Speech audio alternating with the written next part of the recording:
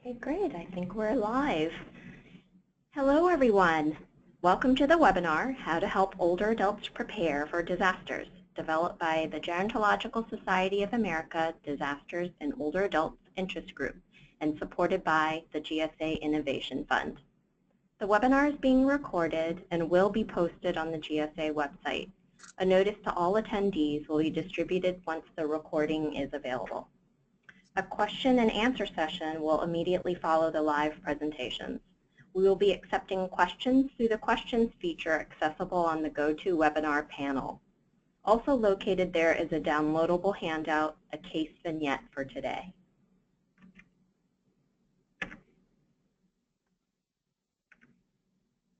Now I would like to introduce our speakers for today. Dr. Lisa Brown, Professor and Director of the Trauma Program at Palo Alto University in California, and Jessica Walsh, a PhD candidate in Clinical Psychology at Palo Alto University in California, specializing in the Trauma Program.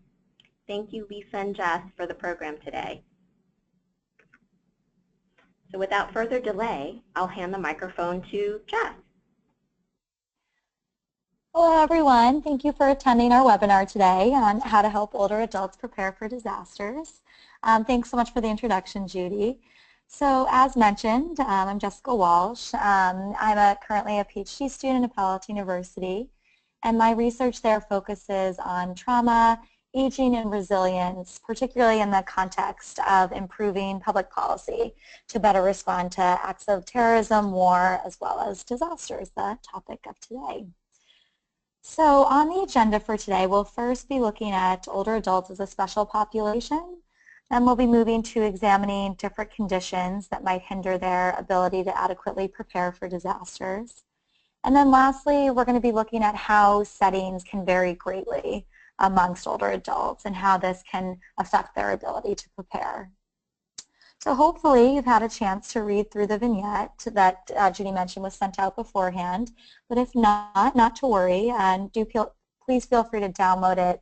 It's just on the right-hand side of your webinar under the handout section.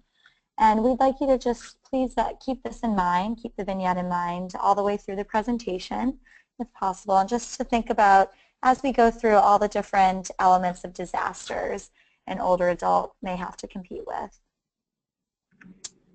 So first, we're going to start off by asking the question of why is all of this important? So in 2012, the total economic losses from natural disasters totaled $57.9 billion, and natural disasters happening at record numbers in recent years. By 2050, 1 out of 5 Americans will be 65 years of age or older. And worldwide, there's also large disparities in the resources, infrastructure, and availability of services that are available to older adults. Currently, what happens is that we have a system that's largely reactive in nature, meaning that people just kind of throw money at the problem. Whereas for children and teens, we have a much larger amount of pre-allocated resources, infrastructure, and federal grants that simply just don't exist for the older adult community. So there's a lot going on in this slide. So as I'm sure many of you are familiar with, given your roles, I know we have quite an interdisciplinary crowd attending today, which is wonderful. You probably all know already that there is a lot of complexity involved in both the pre-event and the post-event phases of disasters. So all of these elements are all important to be addressed in disasters, but what happens is that they're often addressed by different agencies that often aren't necessarily collaborating well together.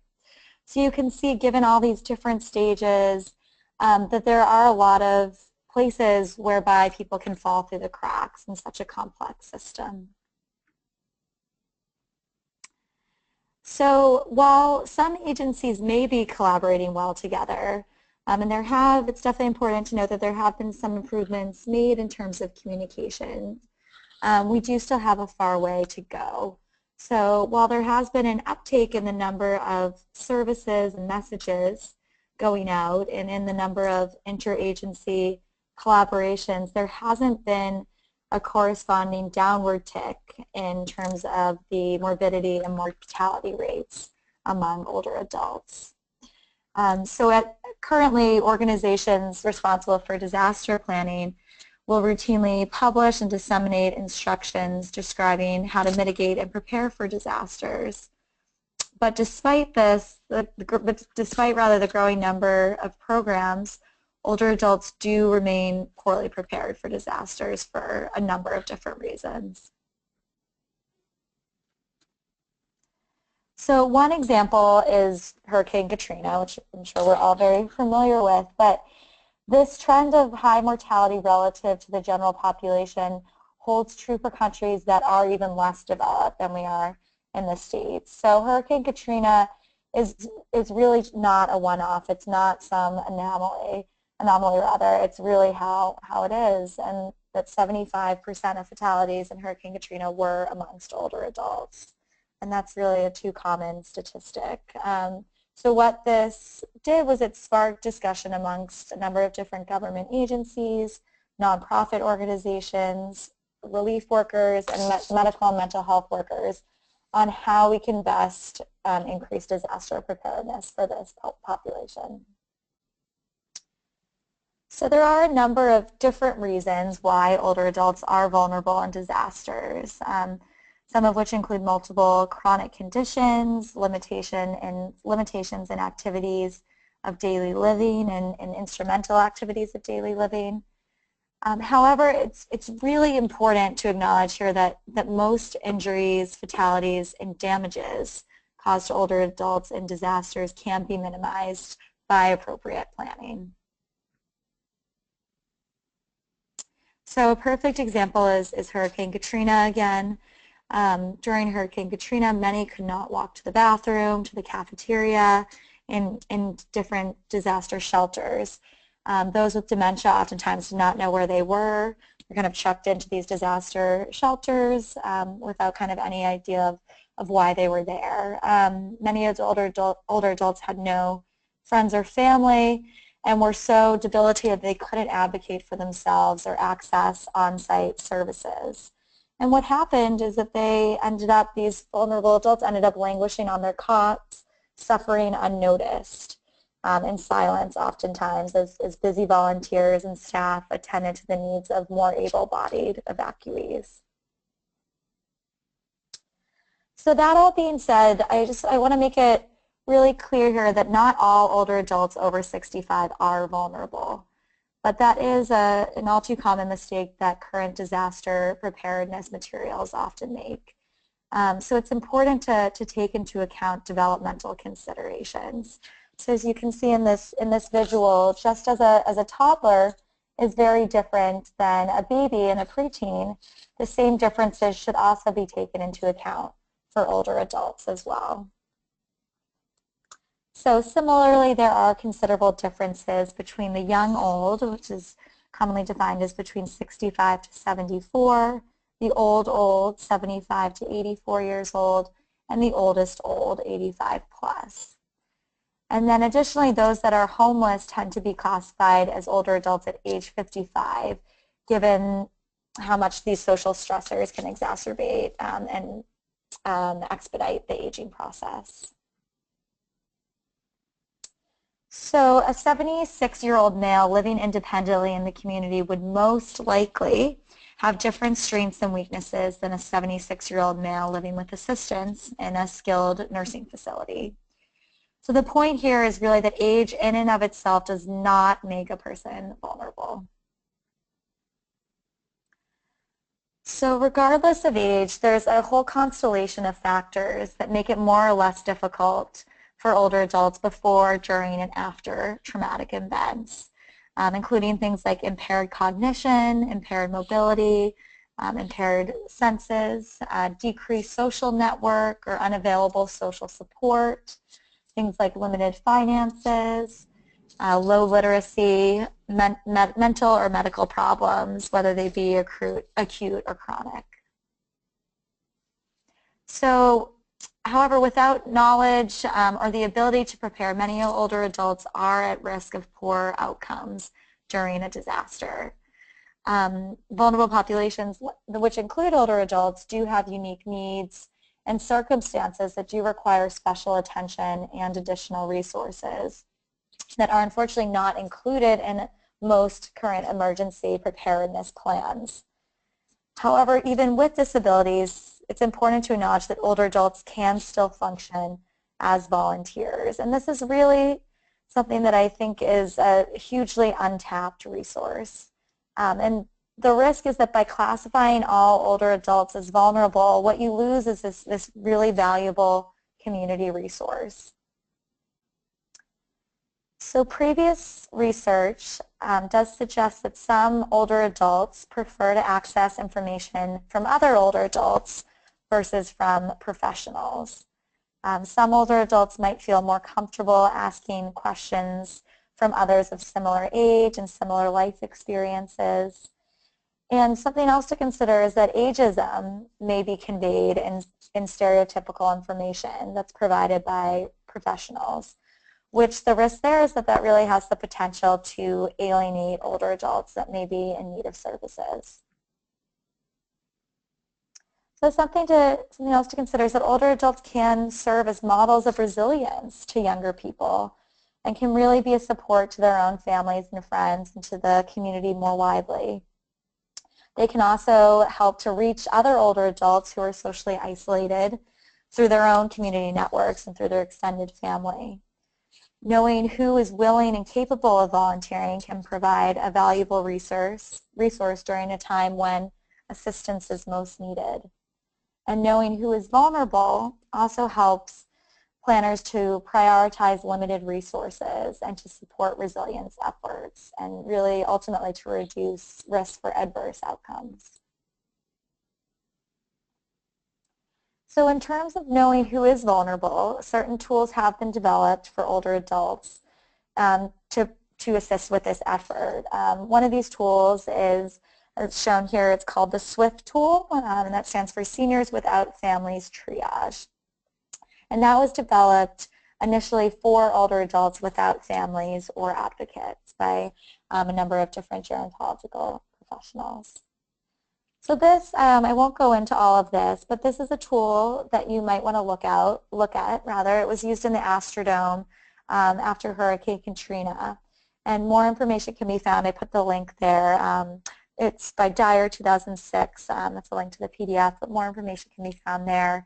But what this SWIFT tool does is it provides a universal language for health professionals and for disaster planners that can allow for more enhanced communication in disaster situations.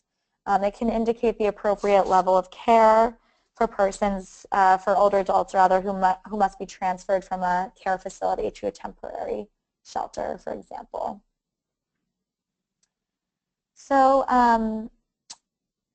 if we take New Orleans again, or Hurricane Katrina rather, as an example, there was no comprehensive evacuee registration or tracking system that existed. And so as a result, efforts to identify older adults without families were really hampered. So what ended up happening is these SWIFT team members located frail older adults just by roaming the floors looking for them. Not the most effective way to do things. So it resulted in this kind of first come, first served scenario. And the reasons that registration can be really important is firstly to determine the level of need of an older adult, to decide which older adults need to be discharged to more appropriate placements to better suit their needs, and thirdly to ensure a central command that knows how many frail older adults are present so that adequate on-site medical and social services can be brought on board. And it's also important to say that it's not always possible to register every evacuee upon entry. Especially with older adults, some might be confused, some might be traumatized, some might be non-cooperative. But those who can't be registered or might refuse to be registered upon arrival in a disaster shelter can wear a color-coded wristband so that they can be identified as unregistered. And that wristband can also be used to indicate different dietary requirements or those requiring special social services or specialized medical care. Something else that's important is having designated separate areas for older adults. In the Astrodome, after Hurricane Katrina, older adults that required help with activities of daily living were left to fend for themselves. And bathing and toilet facilities and food services need to be accessible for those with disabilities. There's also a need for geriatricians. One of the things that's really important with that is that there's a lot of subtleties involved with common adult diagnoses that could go undetected if someone is not trained in geriatric medicine or geropsychology. For example, things like dementia, psychosis, delirium, those aren't always easily discernible by someone who's not kind of enmeshed in the field. Some other common medical diagnoses, or more common rather, hypertension, diarrhea, diabetes, and upper respiratory infections. And now you can have a glance at these communication and safety preparedness recommendations yourself, but I'm going to be now handing things over to Dr. Brown just to talk a bit more about community, or rather communication recommendations. Thank you, Jess. By now you might be asking yourself, well, why aren't older adults better prepared to deal with disasters? And as you can see, there are 3 different levels of barriers to crisis counseling, but also to any social service. There's the personal level, there's a system level, and there's a provider level. We're going to talk about the personal level first, or the client level, and those include barriers to making changes in their own life and behavior, as well as personality factors. So one of the things to consider is language barriers, and I'm not talking just about translating things into Spanish or into another language that's used in your area. I'm also talking about making sure that different materials are developed for people who are either have a visual impairment or have low literacy. And the older a person is, the more likely you are to encounter a person with literacy issues. So translators should be hired, appropriate signage should be used, and we should also have people who can provide sign language for those with hearing impairment. But all materials should be written at a 6th grade level. One of the challenges that we face is that we, as working in agencies, we often have either budgets or time constraints or preset program priorities that basically make it very challenging for people to formally evaluate whether or not the information that they are putting out into the public was either understood or resulted in the desired outcomes, such as increased preparedness or the ability to access services, or that the activity could be achieved by the target audience. And so here you can see a little picture of a car that's wrapped up in a bow.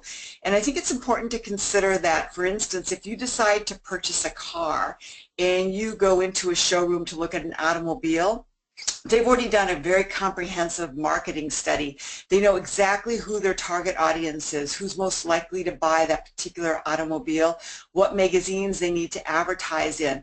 And they've done focus groups, and they've done work where they've talked directly to the consumer to make sure that all their advertising is on target. This is something that we do not do at present. It's not a widespread practice in terms of preparing disaster preparedness materials, and it's something that we need to start doing.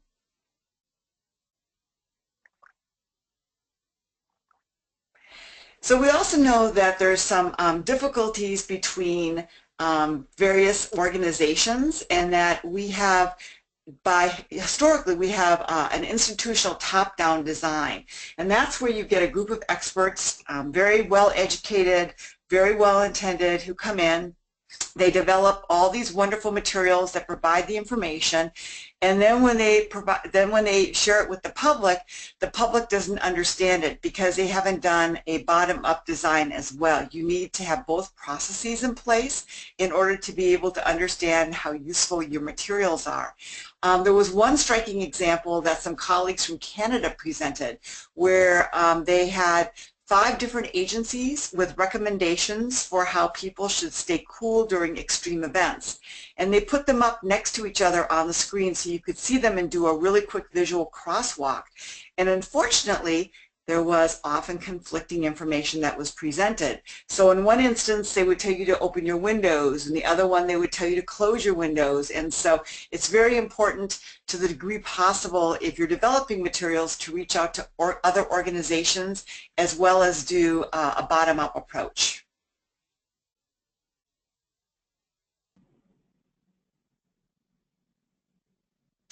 So what can we do to better educate and prepare the public for disasters? We should first of all prepare all of our materials as if they are written for 6th graders. And that's for even highly educated people. We know that people generally, when they're under stress or there's time pressure, that the more complex the information is, the more that they really have to put forth effort to be able to fully understand what they're reading, the less likely they are to read it well and to be able to act appropriately with that information. We need to take into account people with varying levels of literacy, and you can't tell that by looking at a person. And in fact, oftentimes if you ask a person if they can read, sometimes they'll tell you that they can, when they really, in reality, can't or read at a very low level because they're embarrassed. And as I mentioned, anxiety and stress can limit comprehension.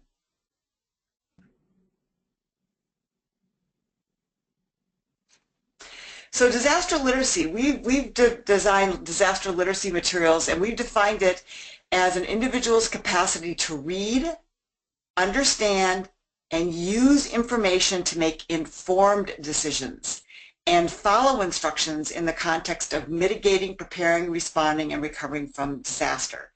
And so this is basically information and a prototype that was taken from people who do health literacy or medical literacy. The same issues pertain there, where people would be discharged from hospital and their ability to provide self-care wasn't very good. It was very uneven. And as a result of using good disaster literacy or good health literacy techniques, they were able to reduce the number of rehospitalizations. I propose that we can use a similar model with disaster literacy if we have the time and resources in order to be able to implement this type of a program.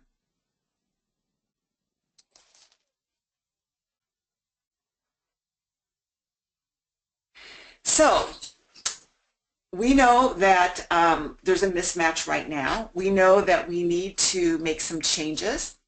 And right now, I think that there's starting to be more effort to be able to provide materials to low literacy people as well as non-native English speakers, certain racial ethnic groups, and people who have been incarcerated. People who have not been in the general public for a while oftentimes have much difficulty understanding the materials that we provided them with.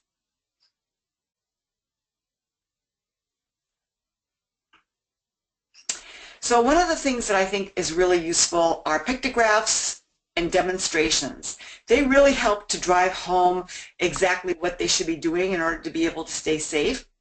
And the next couple of slides show some pictographs, and you've seen them, so you're familiar with some of these pictographs.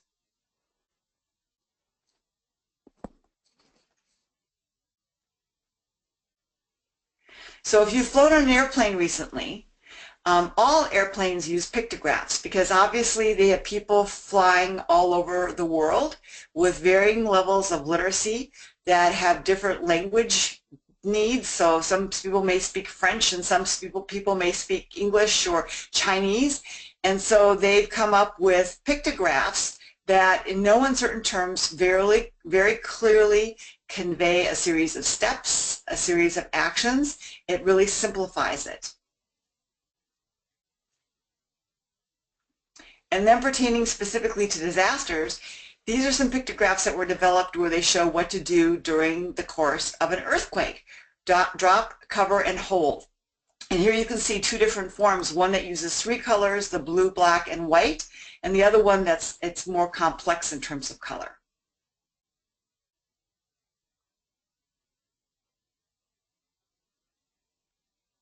Emergency checklists are also really important. We found that a lot of times people are really challenged by purchasing all of the things on an emergency checklist because of the cost involved. And so different types of programs that provide support to people who maybe have financial limitations. One of the issues that we've encountered here in California with people who are trying to be prepared for earthquakes is that if they live in an environment where they have a very small apartment, they may not be able to store a lot of water. And so coming up with solutions where maybe a common area and there's some sort of collective effort to save water or bottled water might be used. But I think that emergency checklists are very important. And oftentimes trying to prioritize, if you only do 5 things in an emergency checklist, these are the 5 that are going to be most useful in terms of keeping you alive and keeping you safe during the recovery period.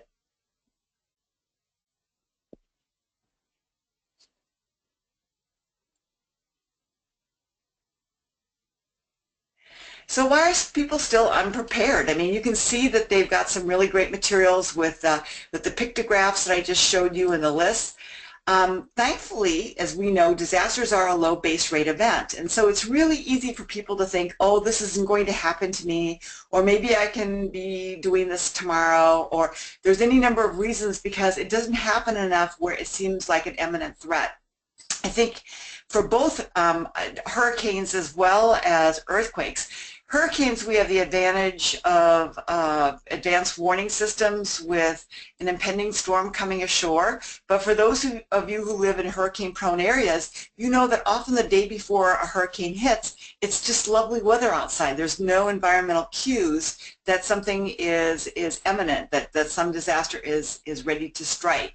With earthquakes, obviously, there's no weather cues. You might have some minor quakes before a major one, and maybe not.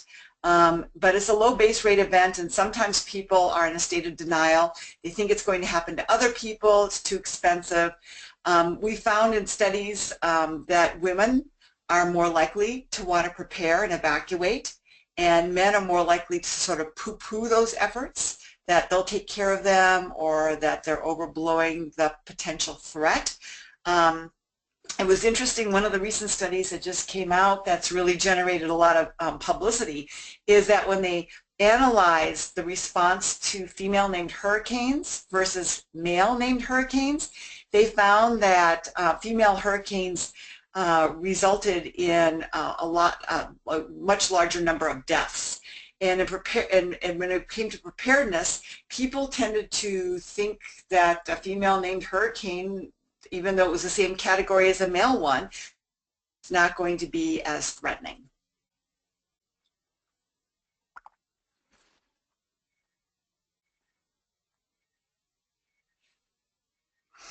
So we know that educational materials, if you give somebody a flyer, giving somebody a flyer in and of itself is not going to be enough to change behaviors. So this is one of those situations where Jess mentioned earlier about the value of using volunteers. Having a cadre of older adults who are trained up as neighborhood emergency response responders can be really valuable. Working with social service agencies, even in long-term care environments, having people who are in charge of helping others prepare during a disaster can free up staff when staff may be really challenged because they're asked to do so much more under those conditions than under normal conditions. Having residents with cognitive capacity who are willing to undertake some responsibility can make a big difference. And getting that information from a peer sometimes can be far more potent than getting it from an expert. So we really need to focus on the need to know information as well as the need to do. It's a two-part process. We also know that people with lower literacy, they tend to ask fewer questions. They don't know even the questions to ask. So you can't assume because people aren't asking questions or just simply listening to what you're presenting them, that they're necessarily understanding and fully grasping what needs to be done. And last but not least, for those of you who use Microsoft Word, there's a little handy technique that you can use where you can actually put in that you want to evaluate your grade level or your reading ease level, and Microsoft Word will actually go through whatever document you're preparing and provide you with both.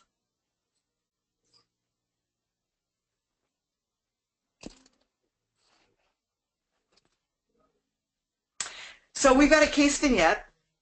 I'm hoping that everyone by now has downloaded the one that's on the GoToWebinar control panel. I'm not going to read the vignette to you. We've got it here on this page and then on the next slide as well.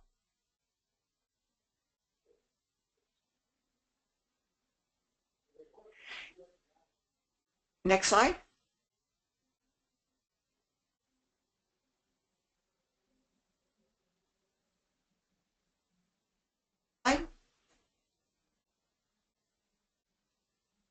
So what we'd like to do right now is we'd like to spend a little bit of time going through the vignette questions. We've got 6 questions that we've identified, and what you can do is you can use the chat feature that is on your GoToWebinar control panel, and we'd like you to consider during the next minute or so and type in your responses the ideas you have for how Ms. Munoz could have helped her father better prepare.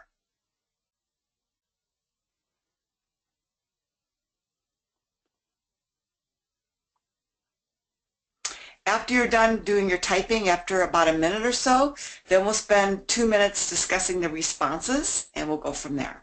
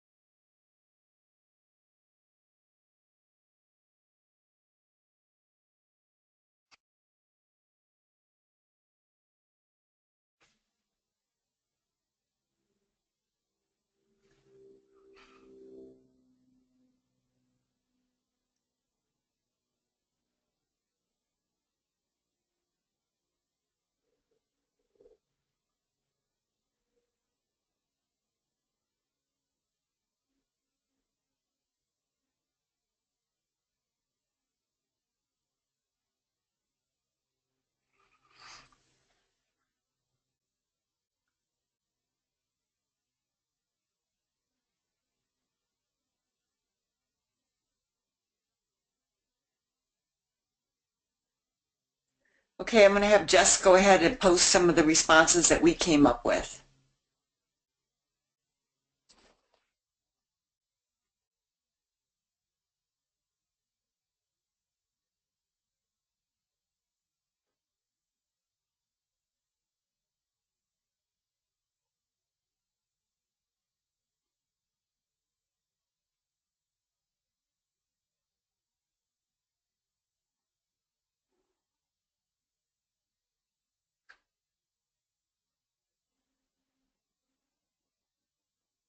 Yes? Oh, yes. Those should be available. If you look in your chat function now, you should be able to see the responses that we prepared. They're not showing up. Okay. Well, Jess is busy doing that. Why don't we go on to the next question? What should she add to an emergency preparedness kit that's tailored to his illness and his needs? I'm hoping that each of you can think of at least one thing that she might want to put in the emergency preparedness kit.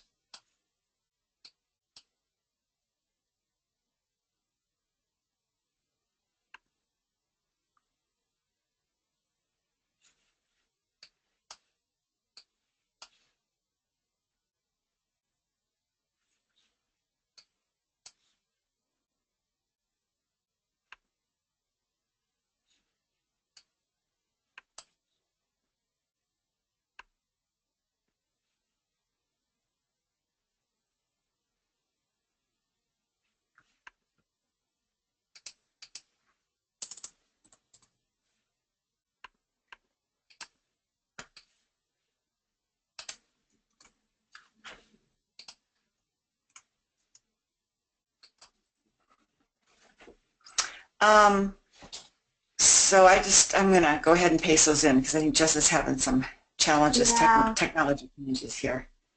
So let's.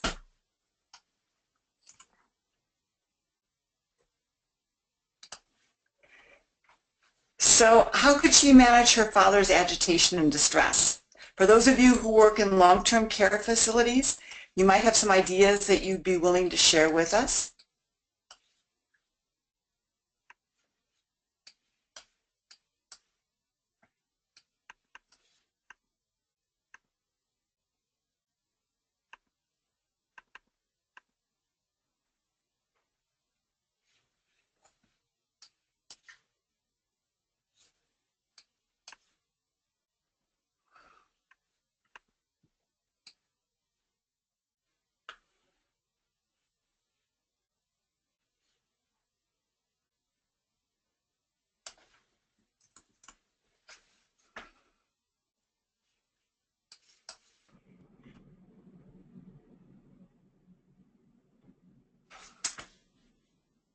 What other challenges as a result of an evacuation might she encounter with her father?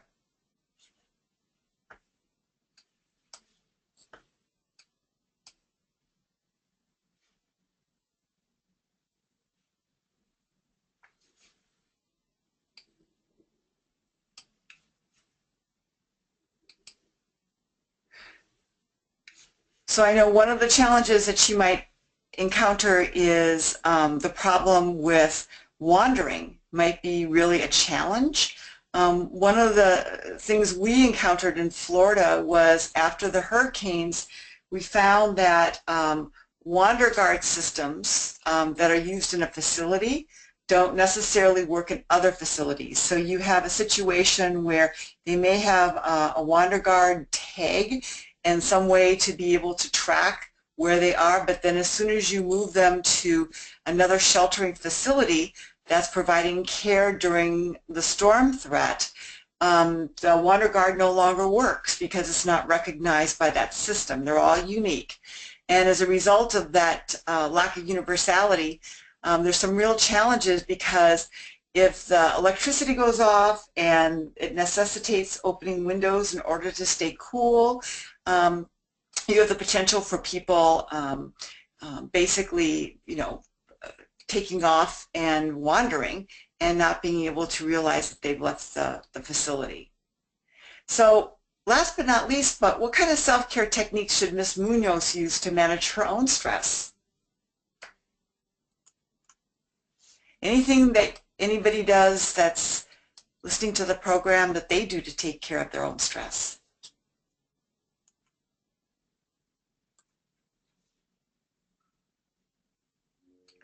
Lisa and Jess, I see a response in the questions panel on my side here, utilizing her social support. Okay, good. Yeah. Got a couple more coming in here. Meditation and music, contact Alzheimer's Association or EMA to locate dementia-friendly evacuation sites. Okay, good. Wonderful.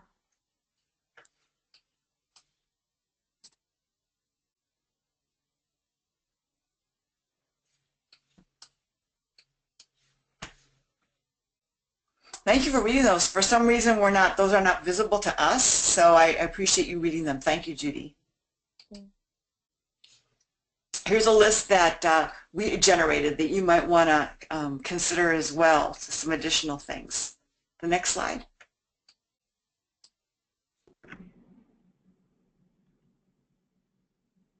So, not surprising to most of you is close to 70% of older people in long-term care facilities have dementia. For some, it may be much higher if they're a dementia-specific unit. And we know that dementia affects ability to manage safety and to negotiate survival, and also to make decisions. When things start to become chaotic, it can be really challenging for people and really difficult for people to manage. So we also know that frail older adults in nursing homes, a study that we did where we looked at people who were evacuated under storm threat, and then the storm actually didn't even hit, but then they came back to their home facility. Just the act of evacuation was enough where we saw an uptick in increased morbidity and mortality. So how we move people in mass has real implications in terms of their well-being and how well they fare after an evacuation. So the chaos that ensues as a result of preparedness efforts to keep everybody safe. Right now we know that there's got to be some fine-tuning, and surprisingly enough there's really research and there really are no best practices in terms of how to evacuate people who are frail and what kinds of systems work best. So with earthquakes, we know that people tend to get moved after the fact, after the structure's been damaged, and we know that they can't stay safely in the facility. With hurricanes, they get moved before the structure gets damaged and they're under threat. But the act of being moved in mass somehow has implications that at present are not well understood.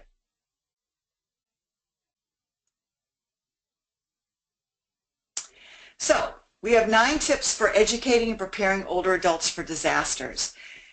I think what should be clear by now is that one size does not fit all. You do not say, okay, we've got materials, we've got a plan for older adults, and that just doesn't work. It's like having one shoe size where you're expecting everyone to wear the same size shoes, and it's just not going to pan out very well. You know, consider older adult culture. We've done some recent testing of some materials, and we found that some of the materials that really resonated well with the younger adults, where we used sort of a chat format where people would be chatting on the phone as the graphic to provide the information. That was really received by young adults, but not received well by the older ones. So there are differences between younger and older adults. Maybe the same information, but how it's presented can really result in people using it well or ignoring it. Using plain language. Think about how you would explain things to the cashier at the grocery store, or to your parent, or to your child. You know, limit the points to no more than 3 or 5. You know, if you start thinking about giving a series of commands, you know, I want you to take this glass of water, go over and get your medication, take 2 out of the 3 pills, and take the last one after lunch. You've given a 4-step command, and that's very confusing. It's very difficult for people, even those without cognitive impairment, to remember all those steps. It's much better if you can augment your verbal instruction with print instruction, and even better if you can give them 1 step or 2 steps to do at a time. In handouts, we tend to put everything in the kitchen sink on a handout. And in reality, we're much better thinking about, you know, what is the real outcome of this? What do we really want to change in terms of a behavior? And then make sure that the messaging is all directed toward that end.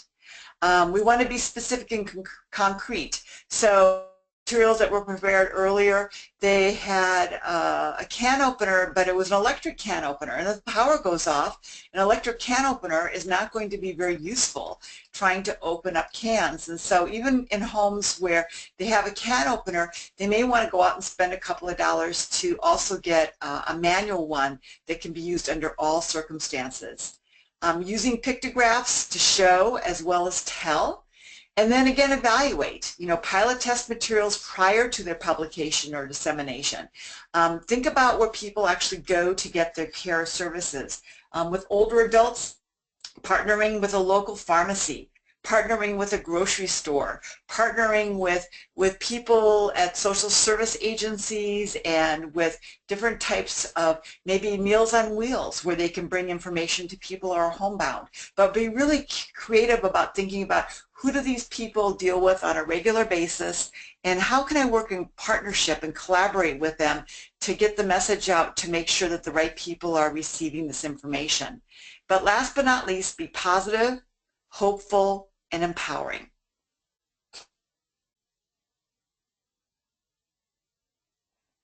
So some of the things you can do right now is you can join the Disasters and Older Adults Special Interest Group that GSA hosts.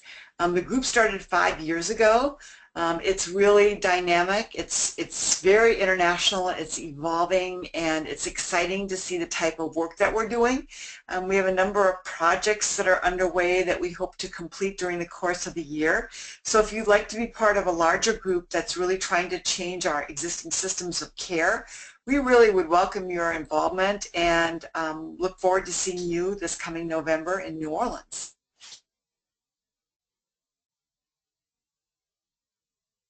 You can also look at additional resources. So the National Center for Disaster Medicine and Public Health's Caring for Older Adults in Disasters is a useful one to take a look. There's one really popular one that's often used that's on the web, but it was done several decades ago, and unfortunately some things have changed and evolved since then. But again, the lack of funding, oftentimes materials aren't developed and are not available that are really on target for older adults that draw upon the most recent literature and our understanding of how to best communicate with others.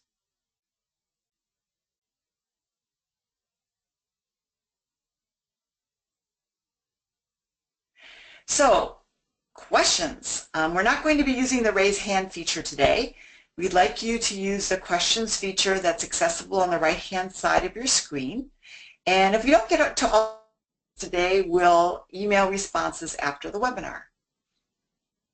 Yes, and if anyone has any particular questions about vignettes that we didn't get to, we do have some answers trying to prepare to those questions if people are curious about that also. So we'll leave it open-ended.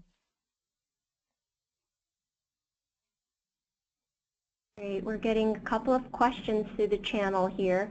What is the name of the group again? It might be, let me try to flip it back to... It's Older Adults in Disasters. And so if you go to the GSA website, and they'll have a whole list of special interest groups. And what you can do is you can simply tick off the special interest groups that you'd like to join. And there's no fee for joining. It's not... there's no dues or anything like that, and you'll just get periodically updates on the listserv. Allison sends out information, and again, it's very useful and very helpful.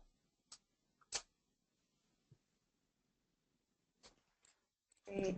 And I've got another question asking for clarification again to repeat your comments on what is not well understood. Might be the back. The evacuation part of it, the evacuation, and about how to, what affects evacuation. So to give you an example, we've had some people where we've had older adults with who are cognitively intact, so there's no signs of dementia, and when they've gone on a bus and they've left the area early enough, they've actually, some of them have actually reported back that they've enjoyed the experience and that it was interesting and that it was something different from their day-to-day activities in the facility. Whereas with frail elders, with people with moderate to severe Alzheimer's disease or dementia, we know that for them that there's an increase in morbidity, mortality, and hospitalizations at 3 and 6 months. We do not know what are the best ways to evacuate people en masse. And so we can't really give specific guidance or recommendation because there hasn't been enough research done to be able to provide best practices at this point in time. Hopefully that answered the question. And if not, they can send me an email and I'll be happier to speak in greater detail about the issue. Great, we're getting a lot of thanks through the channel here. Thank you. I'm not seeing any of these, so thank you very much for reading these. No problem. Sorry for the technical glitches here. Another question, please tell me again how to help keep older adults calm and not agitated during emergencies.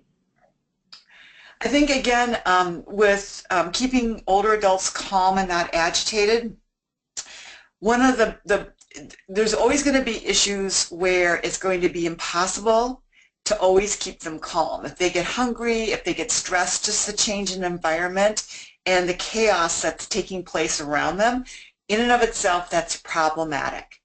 But one of the things that we can do is try to find somebody either in the facility who is cognitively intact, and so hopefully before an event takes place you can get a group of people who are willing to sit with others who have challenges where they are going to be distressed, and having a one-on-one where that person is there to soothe them, to talk to them, just to provide comfort, physical comfort, being close to them.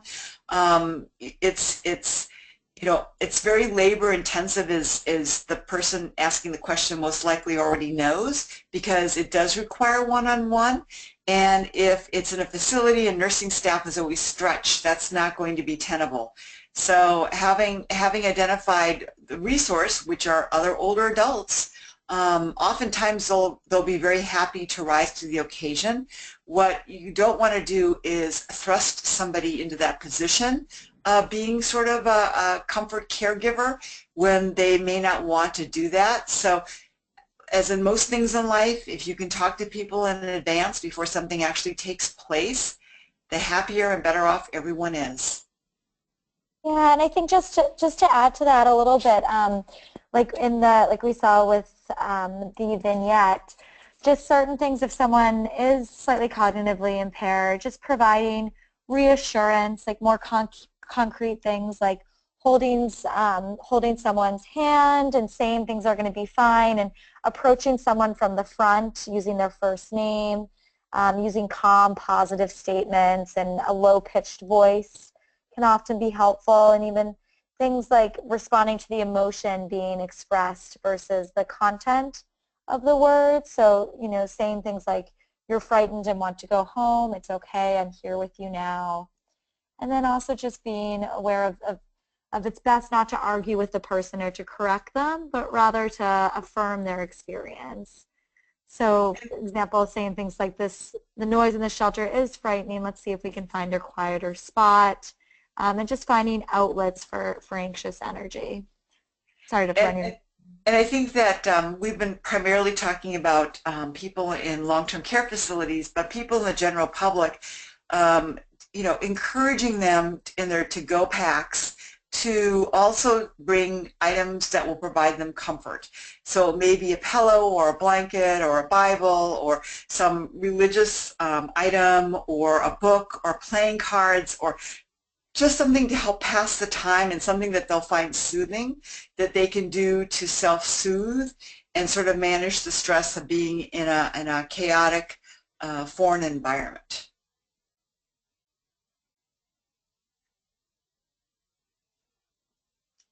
Great. I'll make a quick announcement here. Please know a webinar survey will automatically launch after the webinar, and in an effort for continual improvement, we really welcome everyone's thoughts. Please provide feedback by clicking the survey link at the end of the webinar.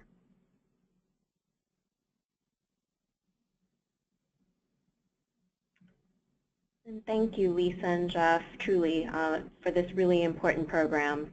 On behalf of GSA and Disasters in Older Adults Interest Group, thank you so very much for your participation today. And I also want to acknowledge again the GSA Innovation Fund for providing the support for this program. So yes, thank you, Judy, for inviting our special interest group to have the opportunity to do this presentation. I'm really happy, as well as Jess, I can speak for her as well, to be in service to GSA and to our special interest group in particular. And it's always nice to meet other people who share our concerns, and you guys that are on the program, you really are the change agents, and we're really, really delighted that you took time out of your busy schedules to come and listen to the program today and contribute. Thank you. Excellent. Well, again, since we're recording the session, we'll send access to the recording to everyone once it's available. So an email will follow probably within the next several hours. And if there are no other questions, or comments? Thanks to everyone for participating. This is the end of the program. Okay, thank you. Wonderful. Thank you, Judy.